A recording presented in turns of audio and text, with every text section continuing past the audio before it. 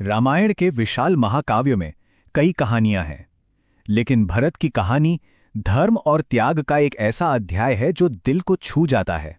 ये कहानी है एक ऐसे भाई की जिसे सिंहासन तो मिला, पर उसने अपने भाई के लिए उसे पल भर में ठुकरा दिया। चलिए, आज उनकी इसी असाधारण भक्ति की गहराई को समझते हैं। जरा सोचिए इस सवाल के बारे में। ये एक बहुत ही मुश्किल नैतिक दुविधा है ना? ठीक इसी दुविधा का सामना भरत को करना पड़ा था, और उन्होंने जो फैसला लिया उसने इतिहास में उनका नाम हमेशा के लिए अमर कर दिया। तो कहानी का पहला पड़ाव हमें उस पल में ले जाता है जब भरत अयोध्या लौटते हैं, एक ऐसे राज्य में जहां सब कुछ उथल-पुथल हो चुका था, और एक ऐसे सिंहासन पर जिसे उन्होंने कभी चाहा ही नहीं था। सोचिए, भरत का स्वागत किसी जश्न से नहीं, बल्कि एक के बाद एक दिल तोड़ने वाली खबरों से होता है। पिता का देहांत हो चुका है, भाई राम को वनवास मिल गया है, और खुद उनका राज्याभिषेक होने वाला है। ये सब एक ऐसी साजिश का नतीजा था जिससे वो नफरत करते थे। उन्होंने एक पल भी नहीं सोचा और उस सारे राजपाट को तुरंत त्याग दिया। महाराज दशरथ के ये शब्द खुद गवाही देते हैं कि राम को राज्य का कोई लालच नहीं था, और भरत के लिए उनका प्यार कितना गहरा था। भरत ने इस राजनीतिक छल को सिरे से खारिज कर दिया और सत्ता के ऊपर धर्म को चुना। उनका दुख और कर्तव्य के प्रति जो उनकी निष्ठा थी, वो यहाँ साफ साफ दिखाई देती है। तो भरत ने क्या फैसला किया? उनका लक्ष्य सत्ता पाना तो बिल्कुल नहीं था।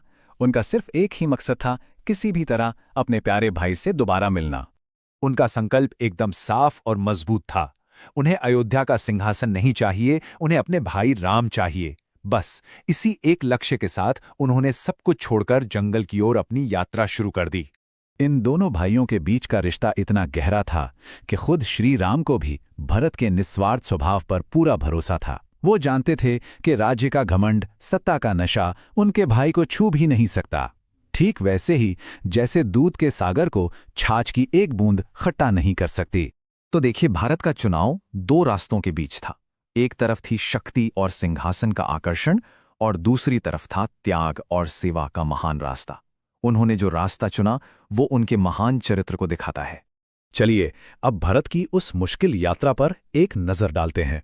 ये यात्रा उन्होंने एक राजा की तरह नहीं, बल्कि एक विनम्र भक्त की तरह की, जो अपने प्रभु को ढूंढने निकला हो। उनकी यात्रा का हर एक कदम विनम्रता और मजबूत इरादे से भरा था। उन्होंने सारे शाही सुख सुविधाओं को छोड़कर एक तपस्वी की तरह यात्रा की, और रास्ते में जो भी मिला सबका सम्मान और आशीर्वाद पाया। जैसे जैसे मंजिल करीब आ रही थी, भरत की उत्सुकता और भी बढ़ रही थी।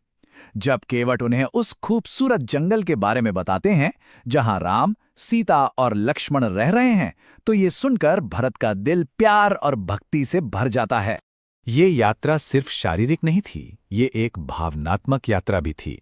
राम के लिए दूसरों का प्यार देखकर भरत का अपना प्रेम और भी गहरा हो जाता था। उनकी आंखों से बहते आंसू उनके मन के दर्द और उनकी भक्ति दोनों को दिखा रहे थे। और अब कहानी उस भावुक पल पर पहुंचती है जिसका सबको इंतजार था। जंगल में दो भाइयों का वो अद्भुत मिलाप। ये पल, ये दृश्य शुद्ध भक्ति का सबसे बड़ा उदाहरण है। राम को देखते ही भरत सब कुछ भूल गए। उनका प्रेम इतना ज्यादा था कि वो अपने शरीर का होश खोकर जमीन पर लेट गए। ये एक भक्त का अपने भगवान के प्रति पूरा समर्पण था।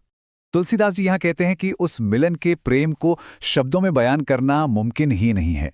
वो किसी भी कवि की कल्पना, मन और बोली से परे था। वो प्रेम इतना पवित्र और गहरा था कि उसे सिर्फ महसूस किया जा सकता है, बताया नहीं जा सकता। भरत की ऐसी निस्वार्थ भक्ति देखने के बाद भी राम अपने धर्म पर टिके रहे। उन्होंने पिता को दिए वचन को निभाने का अपना कर्तव्य पूरा किया और अयोध्या लौटने से साफ मना कर दिया। और इसी फैसले से उनके मिलन के एक नए समाधान का रास्ता खुला। अब यहाँ पर भरत एक ऐसा अनोखा और निस्वार्थ समाधान सामने रखते हैं जो उनकी भक्ति की कहानी में एक नया अध्याय ही जोड़ देता है। तो समस्या का समाधान था प्रतिनिधि बनकर शासन करना। इसका मतलब क्या है? मतलब एक ऐसा शासक जो अपने नाम पर नहीं, बल्कि असली राजा की तरफ से राजकाज को संभाले। भरत ने ठीक यही भूमिका निभाने का फैसला किया। ये उनकी वफादारी और उनके त्याग का सबसे ऊंचा शिखर था। उन्होंने खाली सिंहासन पर खुद बैठने की बजाय राम की चरण पादुकाओं को उस पर रख दिया। ये इस बात का प्रतीक था कि अयोध्या के राजा तो हमेशा राम ही हैं और भरत सिर्फ उनके सेवक के रूप में शासन कर रहे हैं।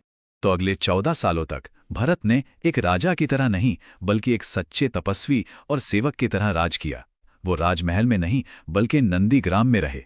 हर बड़ा फैसला लेने से पहले वो पादुकाओं से अनुमति लेते थे और खुद को हमेशा सिर्फ और सिर्फ राम का सेवक ही मानते थे। तो आखिर में ये सवाल उठता है कि कर्तव्य और प्रेम के इस रास्ते पर चलकर भरत का महान चरित्र आज हमें क्या सिखाता है? शायद यही कि सच्ची महानता सत्ता को पाने में नहीं बल्कि उसे निस्वार्थ भाव से सेवा और त्याग के लिए इस्तेमाल करने में है।